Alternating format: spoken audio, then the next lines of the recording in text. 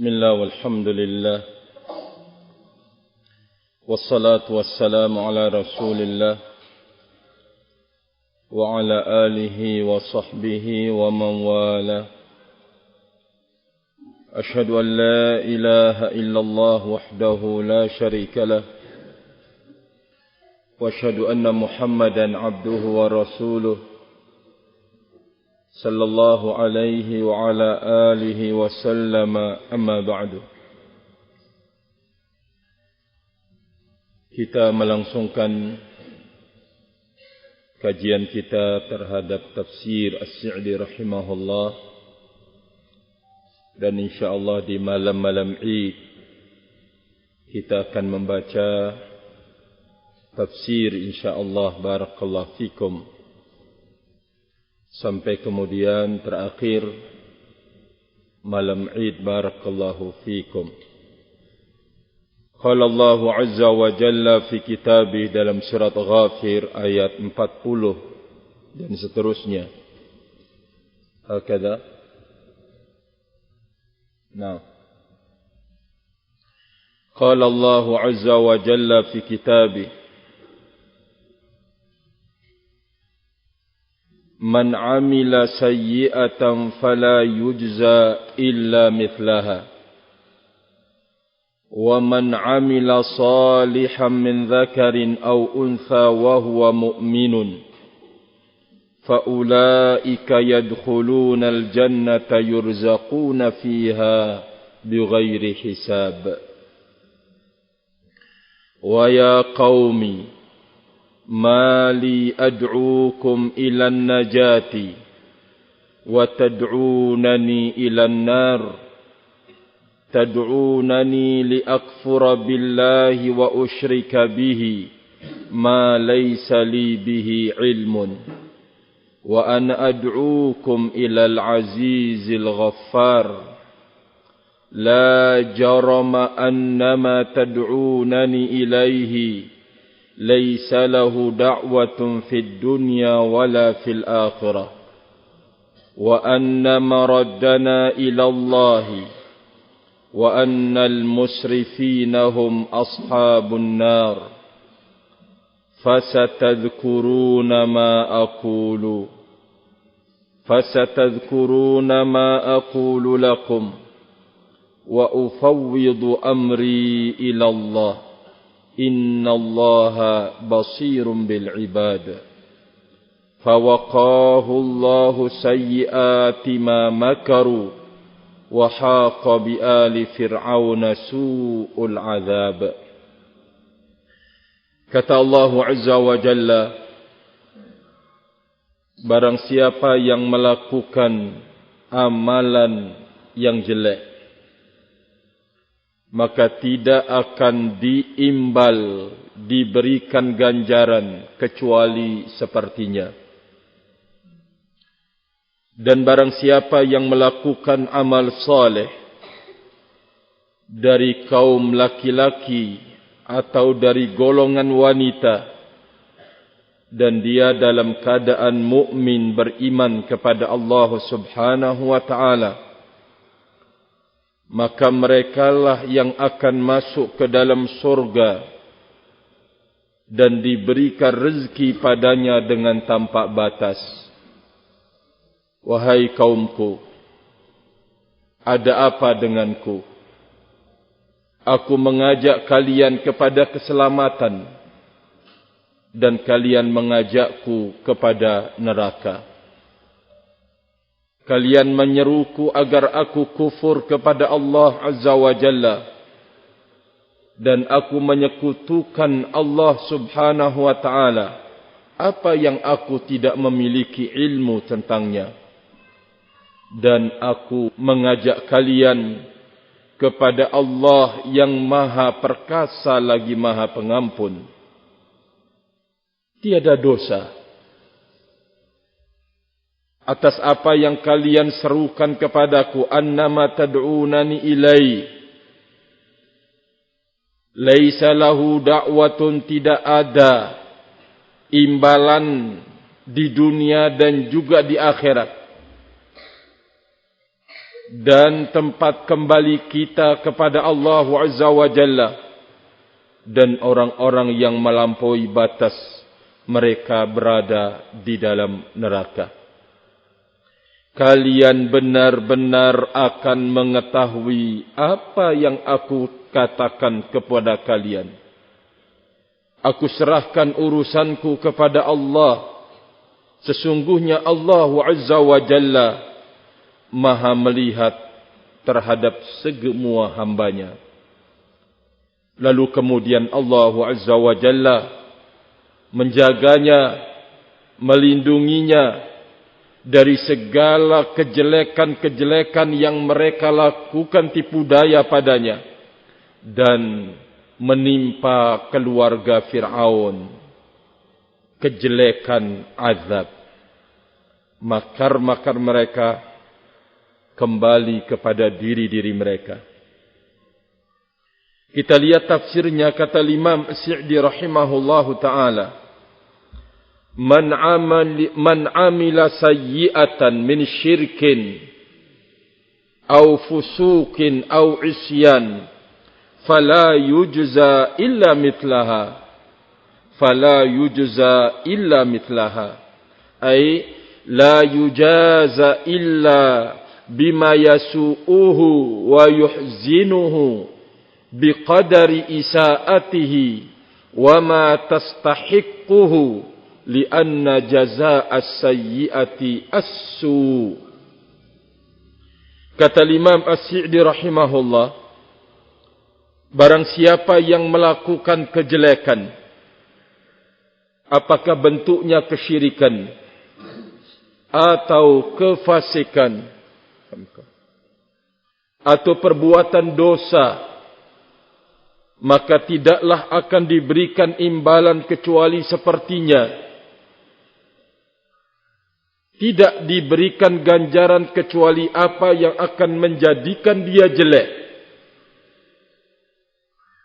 kemudian menjadikan dia bersedih sesuai dengan kadar kejelekan yang diperbuat, dan apa yang memang pantas untuk dia mendapatkannya, karena imbalan kejelekan itu adalah kejelekan.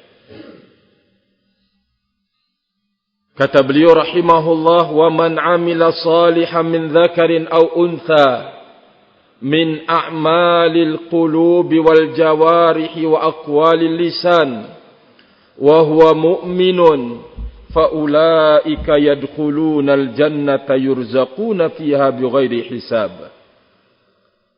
Dan siapapun yang melakukan amal saleh, baik dari kaum lelaki atau wanita, amal saleh yang beliau menjelaskan oleh Imam As-Sa'di min a'malil qulub,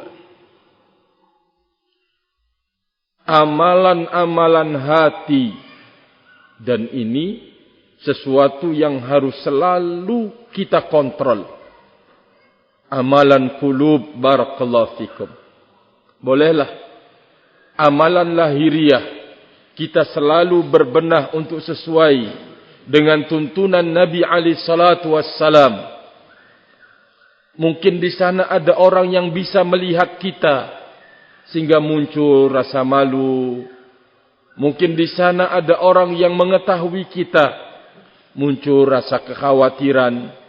Tapi kaitannya dengan a'malul qulub, amalan-amalan hati, tidak ada seorang pun yang mengetahuinya.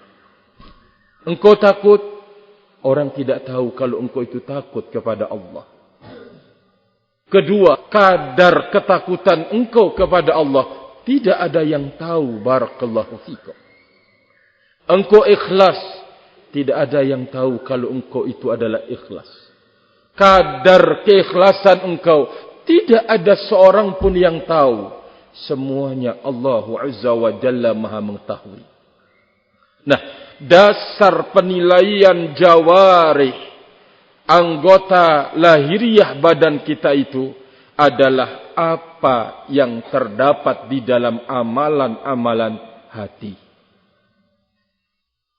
amal yang melelahkan, menyapekkan pikiran, tenaga, maka dasar penilaiannya itu adalah amalan hati kita, ma'asyiral ikhwah. Keikhlasan kita kepada Allah Azza wa Jalla, kekhusyuan kita di dalam melaksanakannya, takut, kemudian harapan, kesabaran, tawakal, itu merupakan dasar penilaian-penilaian amal jawarih, amal lahiriah kita. Barakallahu fi. Maka oleh karena itu ihtimam, kita berjaga-jaga, selalu waspada terhadap gerak-geri kul hati kita ini, harus kita perkuat penjagaannya. Bahkan para ulama menjelaskan harus lebih lagi dikedepankan, yaitu hirasah, penjagaan terhadap amalan kulub ini. Hafidhani wa hafidhakumullahu jami'an. Sampai Al-Imam Ibnu Qudamah rahimahullahu ta'ala menyebutkan bahwa gerak-geri organ tubuh kita ini merupakan takbir, sebagai ungkapan apa yang ada di dalam hati. Apa yang tertancap di dalam hati kita, maka amaliyah lahiriah itulah ungkapannya. Tu'abbir, organ-organ tubuh kita ini mengungkapkan apa yang terdapat di dalam al-qulub, di dalam hati, rahimani wa rahimakumullahu jami'an. Maka oleh karena itu, barakallahu fikum, penjagaan, pemeliharaan, kontrol yang ketat harus selalu kita berikan. Kita akan bisa mengontrolnya dalam kondisi kita seorang diri. Kita bisa mengontrolnya di saat kita tidak diketahui oleh istri dan anak-anak kita. Atau kita dalam safar, atau mungkin kita mau tidur, istri kita ada di samping kita, dia tidak tahu apa yang dilakukan oleh a'malul qulub, amalan hati kita. Barakallahu fi. Oleh karena itu, dengan ilmu kita bisa meluruskannya, rahimani wa rahimakumullah jami'an.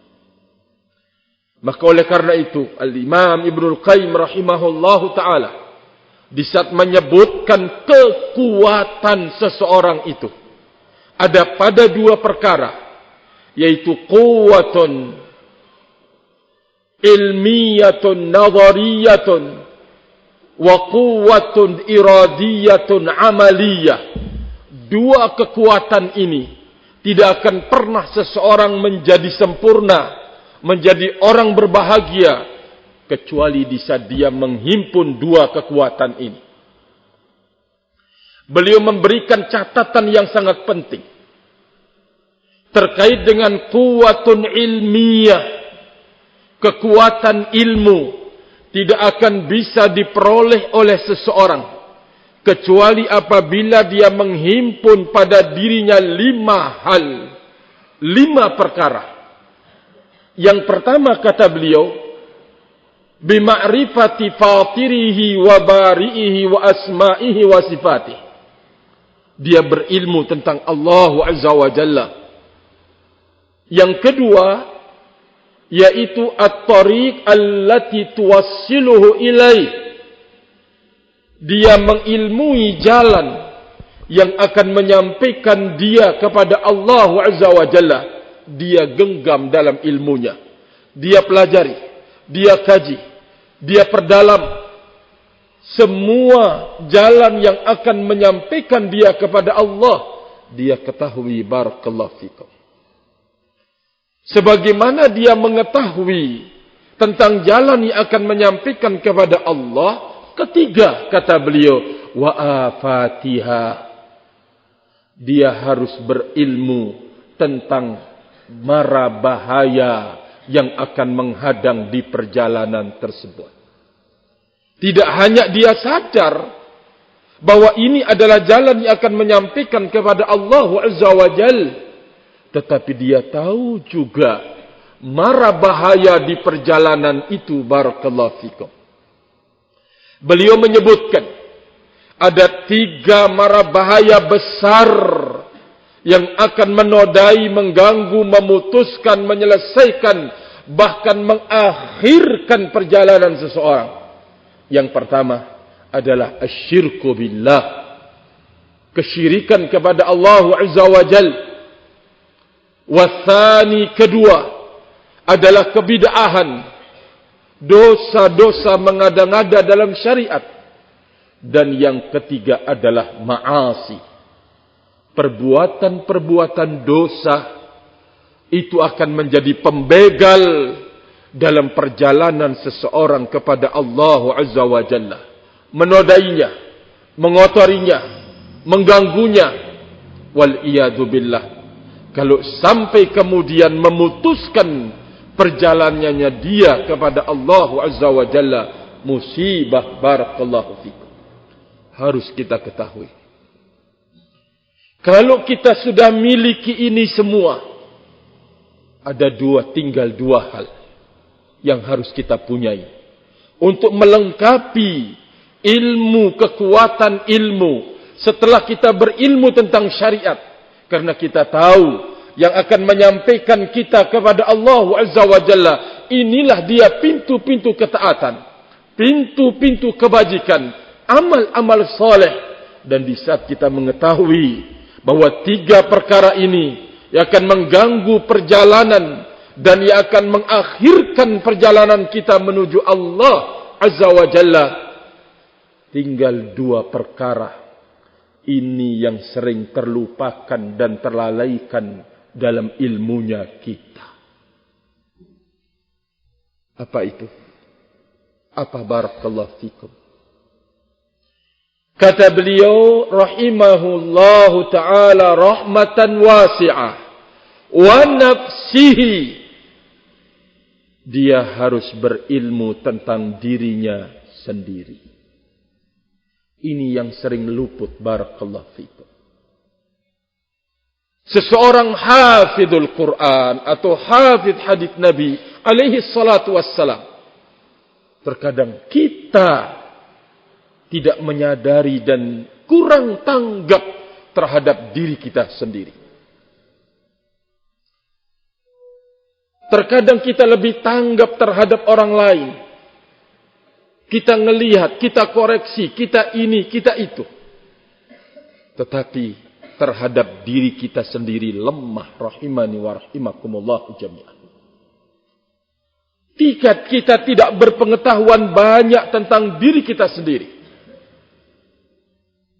Ini sering karena akan terkait dengan apa yang dikhawatirkan oleh Nabi alaihi salatu wassalam dalam perjalanan yang suci seseorang kepadanya. Bukan karena banyaknya orang mencela, mencerca, membenci, itu yang mengganggu dan yang membahayakan engkau, wahai saudaraku, abadan. Atau mungkin karena sedikit orang yang berjalan di atas jalan yang lurus ini, lalu anda mendapatkan mara bahaya, abadan, sama sekali tidak. Sekarang termasuk dari kesempurnaan ilmu seseorang, lalu kemudian menjadi kekuatan yang tangguh dan kokoh, yaitu dia mengenali dirinya sendiri. Barakallahu fikum. Rahimani wa rahimakumullah. Bukankah beliau al-Imam Ibnul Qayyim rahimahullah telah menyebutkan bahwa setan terus berupaya untuk mencari teman dulu. Setelah dapat, lalu kemudian dicetak untuk menjadi jundun tentaranya. Rahimani wa rahimakumullah. Barakallahu fikum. Berarti dengan kita mengilmui diri kita ini, otomatis kita tahu dari mana setan akan mendatangi kita. Dari mana setan akan merusak kita. Dari mana setan akan kemudian menghancurkan kita. Barakallahu fikum. Kita tahu, rahimani wa rahimakumullah jami'an. Jadi yang keempat, ilmu yang harus diketahui dan ini menjadi kekuatan ilmu di saat seseorang itu mengilmui tentang dirinya sendiri. Dan yang kelima, wa aibihi, dan dia mengerti tentang aib-aibnya. Dia tahu, dia mengetahui, dia menyadari di sini aibnya dia. Lalu dia berupaya kemudian untuk menjaga. Kalau terjatuh dia upayakan untuk menutupinya kembali. Terbuka lagi aibnya, dia berupaya lagi untuk kemudian memperbaharuinya, memperbaikinya, membuka pintu-pintu taubat selebar-lebarnya. Yang harus barakallahu fikum kita miliki. Kata beliau, tidak akan sempurna kekuatan ilmu seseorang sampai dia menghimpun 5 perkara ini. Dia mengilmui tentang dirinya, dan dia mengilmui tentang aib-aib dirinya, barakallahu fikum. Kekurangan-kekurangan dirinya, mara bahaya dirinya, yang darinya setan akan barakallahu fikum memasuki kita. Maka di saat seseorang tidak tanggap terhadap ini, kan sering terjadi perubahan yang sangat drastis. Kita tidak percaya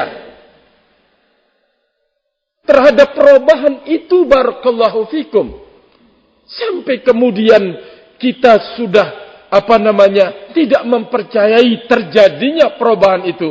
Padahal siapapun mungkin untuk berubah. Sebaik-baiknya dia di hadapan engkau, sebagus-bagusnya dia di hadapan engkau, atau mungkin dia orang yang paling berjasa pada diri engkau, semuanya akan bisa berubah dalam sesaat, barakallahu fikum. Maka oleh karena itu, yang berbahaya dalam perjalanan seseorang yang suci kepada Allah Azza wa Jalla, bukan karena banyaknya lawan, atau banyaknya orang yang tidak menyukai, atau orang membencinya, atau tidak membahayakan dia karena sedikit orang yang berjalan bersama dia. Tetapi yang membahayakannya adalah 2 yang disebutkan oleh Nabi sallallahu alaihi wasallam, seperti di dalam khutbatul hajah. Wa na'udzu billah min syururi anfusina wa sayyiati a'malina. Ini yang membahayakan. Kejahatan dari diri kita sendiri muncul, mulai berfikir yang nyeleneh, mulai berkeinginan yang tak baik, mulai terus sampai kemudian syarr, muncul kejelekan dan kejahatan pada diri kita. Ini sesungguhnya yang membahayakan perjalanan kita kepada Allah Azza wa Jalla. Bukan karena banyak orang yang benci kepada engkau, bukan karena banyaknya orang yang mencela, mencerca, merendahkan dan menghinakan engkau. Abadan. Tidak akan berpengaruh sesungguhnya pada perjalanan engkau itu. Tetapi yang membahayakan adalah syarr, kejelekan yang ada pada diri kita sendiri. Yang kedua adalah sayyi'at, kejelekan amal yang kita lakukan. Mungkin kita tidak berani melakukannya terang-terangan, malu sama orang, tapi kita sembunyi-sembunyi melakukannya. Dalam kondisi kemudian setelah bersalah, tidak kembali bertaubat kepada Allah Azza wa Jalla. Kejahatan amal-amal ini akan membahayakan perjalanan kita kepada Allah Azza wa Jalla. Hafidhani wa hafidhakumullahu jami'an. Maka oleh karena itu, 5 ilmu ini menjadi kekuatan pada diri seseorang. Terus dia belajar ilmu untuk berbenah, mengenali dirinya sendiri.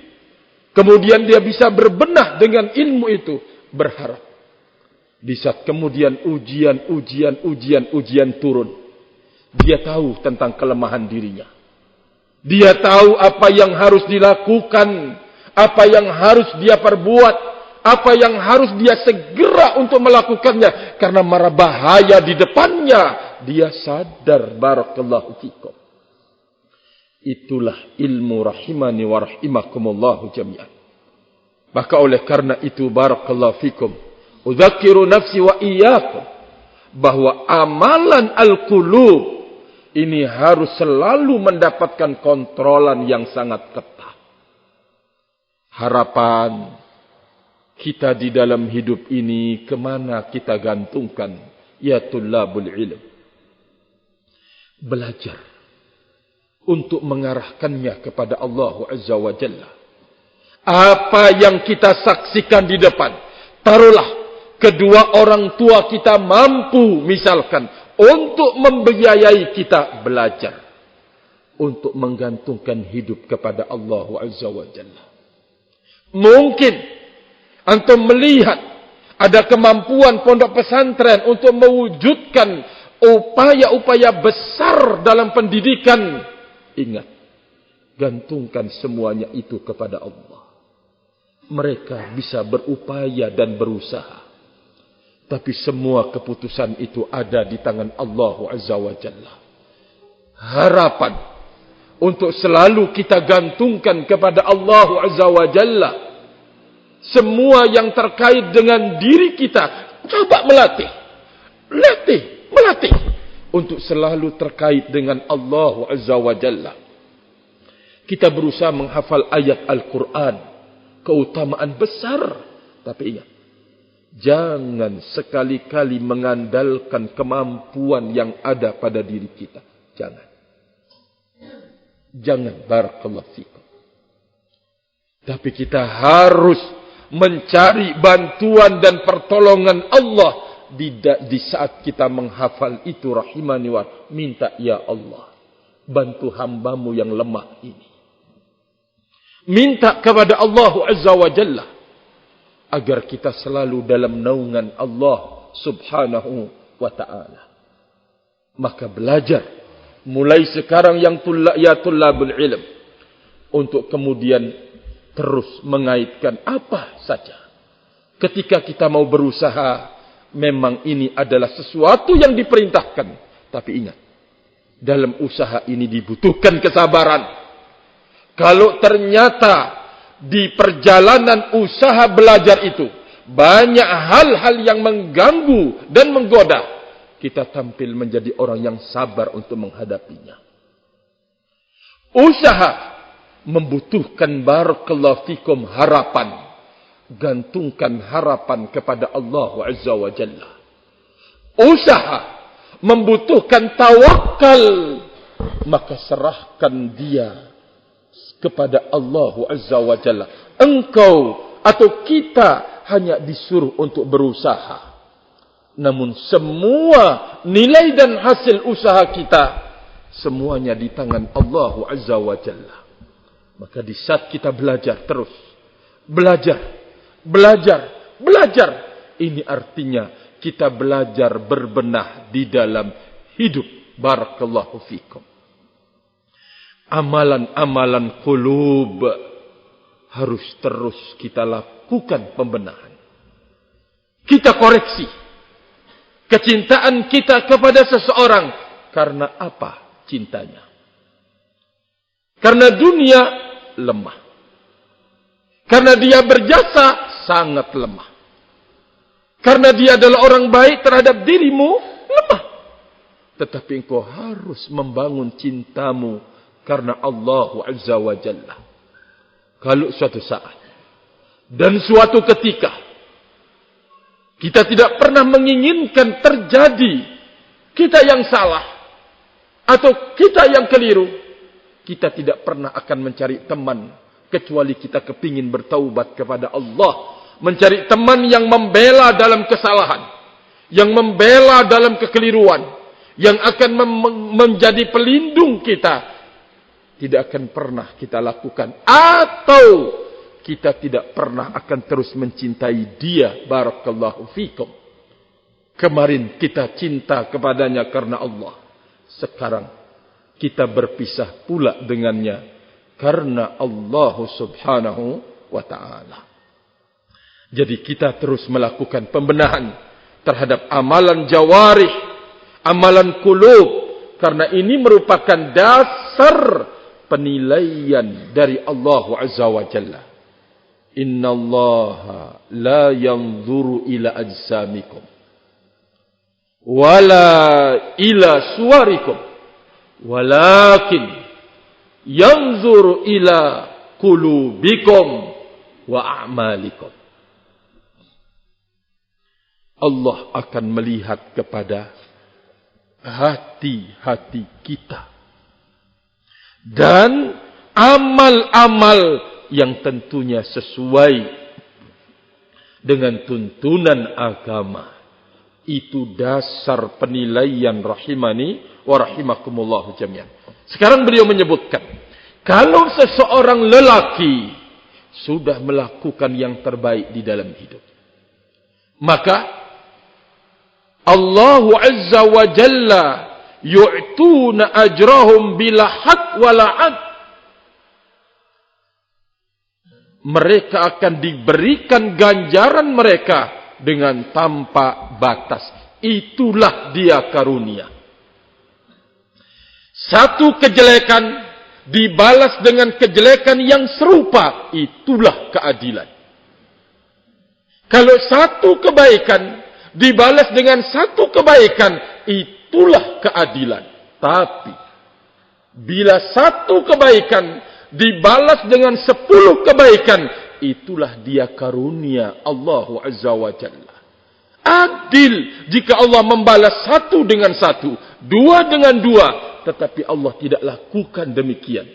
Allah akan melipat gandakan pembayaran satu kebaikan yang dilakukan. Artinya betapa pemurah Allah Azza wa Jalla, betapa luas karunianya, betapa dermawan Allah subhanahu wa ta'ala di dalam mengganjar barakallahu fikum hamba-hambanya. Makanya beliau rahimahullah ta'ala mengatakan, bal yu'tihimullah ma la tablughuhu a'maluhum. Bahkan Allah akan memberikan kepada mereka apa yang amalannya sering tidak akan sampai kepadanya. Kalau dihitung-hitung kecil. Tapi di saat diganjar dengan ganjaran yang sangat-sangat besar. Amalannya sendiri tidak akan sampai kepada nilai surga, pembayaran surga, atau pembayaran dengan kenikmatan-kenikmatan di dalam surga. Tapi Allah lakukan itu semua buat hambanya. Barakallahu fikum. Bal yu'tihimullah ma la tablughuhu a'maluhum. Allah memberikan kepada mereka apa yang amalnya sendiri tidak akan pantas untuk dibayar seperti itu. Tetapi Allah membayarnya. Barakallahu fikum. Kemudian dia mengatakan, wa ya qaum mali ad'ukum ilan najati. Wahai kaumku, ada apa? Kenapa denganku? Aku mengajak kalian kepada keselamatan bima qultu lakum. Dengan apa yang aku katakan. Namun kalian mengajak aku ke dalam neraka. Bitarkit tiba'i nabiyillahi Musa alaihi salam. Kalian mengajakku untuk meninggalkan mengikuti Nabi Musa alaihi salam. Jadi ini masih perkataan orang yang beriman dari keluarganya Fir'aun. Ya. Barakallahu fikum. Mungkin kita rahimani wa rahimakumullah menganggap kok ada orang beriman ya, dan dia masih di kalangan lingkungan keluarganya Fir'aun. Di sana secara catatan ya, keberhasilan atau hikmah besar, sungguh padanya hikmah besar. Bisa dia, wahai kaumku, dia beriman kepada Nabi Musa, tetapi tidak menampakkan dan tidak diperlakukan ya sebagaimana diperlakukannya Nabi Musa dan para pengikutnya. Ini sama dengan sebuah hikmah yang Allah letakkan pada Abu Talib yang menjadi pembela Nabi alaihi salatu wassalam, dan dia masih berada dalam barisan orang kafir. Ya. Abu Talib masih berada dalam barisan orang-orang kafir. Dia membela Nabi sallallahu alaihi wasallam. Ini punya nilai. Punya nilai, barakallahu fikum. Berbeda kalau Abu Talib langsung berpihak atau dimasukkan ke dalam Islam, selesai urusan. Sebagaimana Umar ibn al-Khattab, ya, orang yang ditakuti, barakallahu fikum, juga Abu Bakar orang yang punya nilai di tengah, tapi setelah dia lepas dengan mereka, sudah tidak punya kehormatan lagi di hadapan mereka. Tapi Abu Talib, ya, faedah masih ingat kita di awal-awal terkait dengan beliau menafsirkan orang yang beriman masih dalam ruang lingkupnya Fir'aun. Barakallahu fikum, keluarganya Fir'aun. Nah, demikian juga kaitannya dengan Nabi kita alaihi salatu wassalam, terlindungi sedikit tidaknya dengan keberadaan Abu Talib dalam keadaan kafir kepada Allah subhanahu wa ta'ala. Di sini hikmahnya yang diambil pada pertemuan yang telah lewat, barakallahu fikum, ya, termasuk sekarang ini.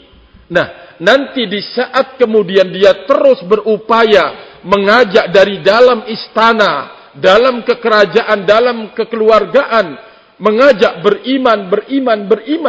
Mereka mau berbuat marah, loh, keluarganya Fir'aun kok.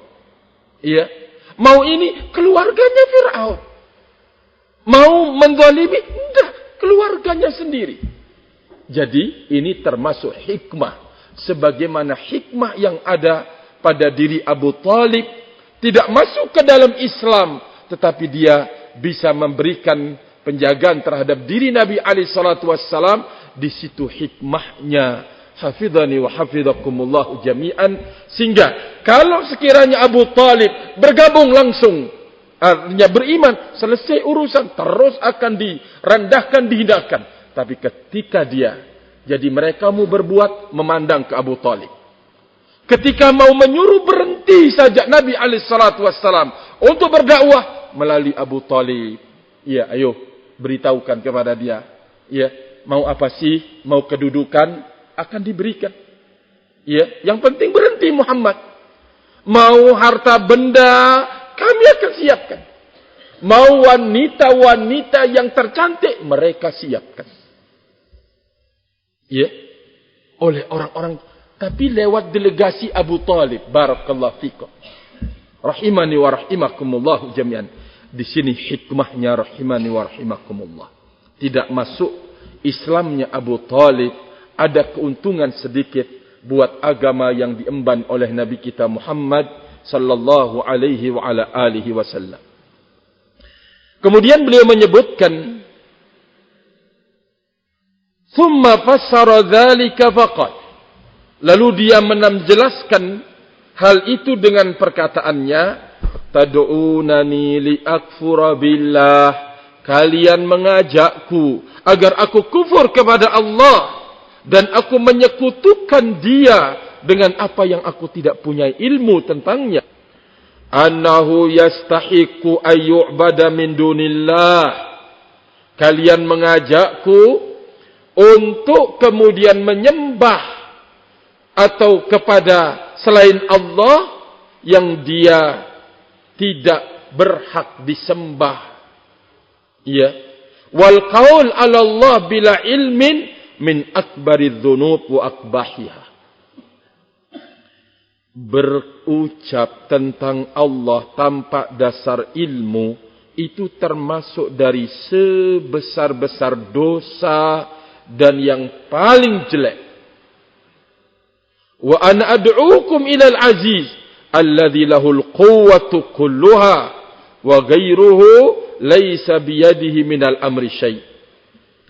Saya mengajak kalian kepada Al-Aziz, yaitu pemilik semua kekuatan, dan selainnya, selain Allah, tidak ada di tangannya urusan sedikit pun.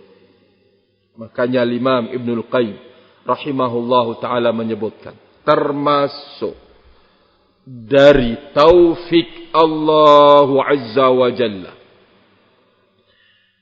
taufik Allah Subhanahu wa ta'ala, Allah tidak menyerahkan urusannya kepada dirinya sendiri. Allah bantu dia. Allah mempersiapkan pertolongan buat dia. Terus, dalam sekecil apapun yang dia kerjakan, dia mendapatkan bantuan dan pertolongan dari Allah Azza wa Jalla. Salat, belajar, kemudian barakallahu fikum berbuat apa saja. Wal khadlan, tanda Allah menghinakan dan merendahkan seseorang, yaitu Allah serahkan urusannya pada dirinya sendiri. Tidak dibantu oleh Allah, tidak ditolong oleh Allah Azza wa Jalla, dibiarkan oleh Allah Subhanahu wa ta'ala. Ini termasuk kerendahan, kehinaan dari Allah pada diri kita sendiri. Kalau Allah Azza wa Jalla mencabut bantuannya, mencabut pertolongannya, mencabut taufiknya, mencabut segala-galanya, diserahkan urusan itu kepada diri kita, hancur hidupnya kita. Barakallahu fiik. Ada lagi harapan. Hitungan-hitungan dunia meleset semuanya, hancur lebur. Karena diserahkan kepada dirinya, tidak mampu. Barakallahu fikum. Apalagi kaitannya dengan akhirat, tidak diberikan bantuan untuk kemudian mengetahui yang hak, mengetahui untuk kembali kepada al-haq. Itu sangat-sangat mengerikan dan menakutkan. Barakallahu fikum. Maka jangan sekali-kali kita pede dengan kemampuan kita, seolah-olah kita itu mampu untuk kemudian berbuat dengan sendirinya, mencari jalur keselamatan tanpa bimbingan, jalan sendiri, mau ini jalan sendiri. Jangan. Barakallahu fikum. Maka disinilah letaknya teman-teman kita, saudara-saudara kita. Jangan sampai diremehkan sekecil apapun perjuangan dia di dalam dakwah ini. Jangan. Barakallahu fikum. Tidak boleh kita menganggapnya tidak ada. Mereka adalah saudara-saudara yang dipilihkan oleh Allah Azza wa Jalla untuk memikul amanah dakwah ini bersama mereka. Jangan dianggap mereka sepele. Kalau mungkin dia adalah murid kita, atau mungkin dia adalah pembantunya kita, tapi dia berjalan di atas dakwah ini, jangan dianggap sepele keberadaannya. Dia adalah orang-orang besar. Kita mengingat bahwa termasuk dari nikmat Allah Azza wa Jalla yang diberikan kepada Rasulnya Muhammad sallallahu alaihi wasallam, yaitu Allah pilihkan sahabat, teman-teman yang terbaik di dalam hidup beliau. Karena beliau adalah terbaik para nabi dan rasul, maka dipilihkan oleh Allah sahabat-sahabat yang terbaik para nabi dan rasul. Abu Bakar, Umar, Utsman, Ali, kemudian para sahabat yang lain. Ini nikmat dari Allah Azza wa Jalla. Maka termasuk nikmah minallah, sebuah hukuman dari Allah Azza wa Jalla, di saat kemudian datang kepada kita teman-teman yang jelek dan buruk. Berani datang kepada kita orang-orang yang jelek dan buruk, barakallahu fikum. Kemudian dia mencari kita sebagai temannya, atau kita mencari dia sebagai teman kita. Ini adalah hukuman dari Allah Subhanahu wa ta'ala. Karena orang yang baik itu, Allah akan bantu dengan orang-orang yang baik. Dan orang yang jelek, bila dia tidak bertaubat kepada Allah, Allah akan datangkan orang-orang yang jelek, barakallahu fikum. Sehingga kalau ada dari kita bergabung dengan orang yang jelek, terima kasih. Ya, karena keberadaannya di tengah kita ini berbahaya. Suatu saat dan suatu ketika, rahimani wa rahimakumullah, InsyaAllah kalau memang ada lagi yang berkeinginan jelek, ya akan dikirim sebagai parcel buat mereka. Nih, ini barakallahu fikum, terima ya kiriman. Kita ingin menjadi terbaik buat diri kita pertama kali. Lalu kita berharap di kehidupan ini Allah pilihkan buat kita teman-teman yang baik bersama kita. Barakallahu fikum. Yang dia tidak pernah menginginkan dirinya kecuali kebaikan, diri kita kecuali kebaikan. Tidak menginginkan duniawinya kita. Tidak menginginkan apa yang kita miliki. Yang dia inginkan adalah keselamatan engkau, istri engkau, anak-anak engkau. Ini adalah teman yang baik di dalam hidup, rahimani wa rahimakumullah. Maka oleh karena itu kita kuat dengan saudara kita. Kita kuat dengan teman yang Allah pilihkan buat kita. Itulah yang menjadikan kita kuat. Tapi kalau teman yang baik kita tendang, teman yang baik kita singkirkan, teman yang baik kita usir, ini malapetaka yang akan terjadi, barakallahu fikum. Maka sekali lagi udzakiru nafsi wa iyyakum.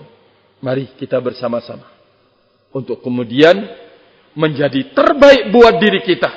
Kita berharap dalam perjalanan yang butuh teman, Allah pilihkan kita teman-teman yang baik, yang menyertai perjalanan kita, yang akan mengingatkan kita di saat salah, yang akan meluruskan kita di saat bengkok, yang akan memarahi kita di saat kita butuh marah, dimarahi. Hafidhani wa hafidhakumullahu jami'an. Kemudian sekali lagi bahwa termasuk tanda kerendahan dan kehinaan dari Allah Azza wa Jalla, Allah berlepas diri darinya. Allah tidak mau mengurusi dia. Allah biarkan dia. Barakallahu fikum. Lah kalau seseorang dibiarkan, tidak akan mampu untuk mengurusi dirinya sendiri. Tidak lagi mampu menggunakan akal sehatnya, padahal dia adalah orang yang baik, orang yang punya ilmu, orang yang ini tidak mampu dipergunakan. Barakallahu fikum, karena sudah tercabut. Dan ini sangat sekali lagi imani wa rahimakumullah. Kata beliau terakhir, Al-Ghaffar alladhi yasriful ibadu ala anfusihim wa yatajarra'una ala masakhatihi. Allah Maha Pengampun terhadap hamba-hamba yang melampaui batas atas dirinya sendiri. Allah Maha Pengampun. Allah Azza wa Jalla Maha Pengampun. Dan Maha Pengampun terhadap apa yang dilakukan dan diperbuat ala masakhatihi, di dalam keberanian hamba mengundang murkanya Allah Azza wa Jalla. Thumma idza tabu, kemudian di saat mereka bertaubat, wa anabu ilai, dan mereka kembali kepada Allah Azza wa Jalla, kaffara anhumus sayyi'at wadh-dhunub.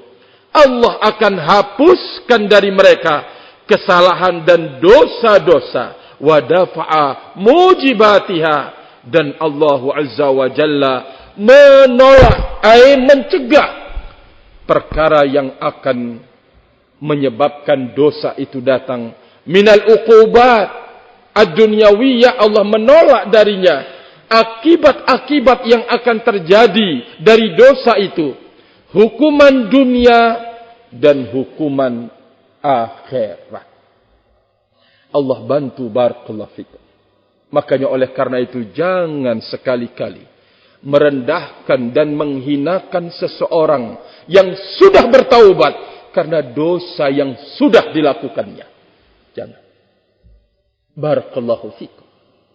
Karena kalau sampai kemudian kita mencela orang yang sudah bertaubat, kita rendahkan karena dosa yang telah diperbuat, Allah menerima taubatnya, berarti siap-siap kita akan dihukum oleh Allah Azza wa Jalla dengan dosa yang kita jelekkan saudara kita dengannya. Allah akan memberikan hukuman, barakallahu fikum. Tidak membiarkan dia sampai dia melakukan dosa yang sama dan serupa. Mengerikan, barakallahu fikum. Yang kedua, sudah disebutkan bahwa ternyata kondisi seseorang terkadang lebih baik di kondisinya setelah dia melakukan dosa dan bertaubat daripada sebelum dia terjatuh di dalam dosa dan kemaksiatan. Rahimani wa rahimakumullahu jami'an. Maka tidak ada alasan bagi kita untuk mencela orang yang telah terjatuh di dalam dosa dan dia telah bertaubat darinya, rahimani wa rahimakumullah. Wallahu ta'ala alam bis-shawab.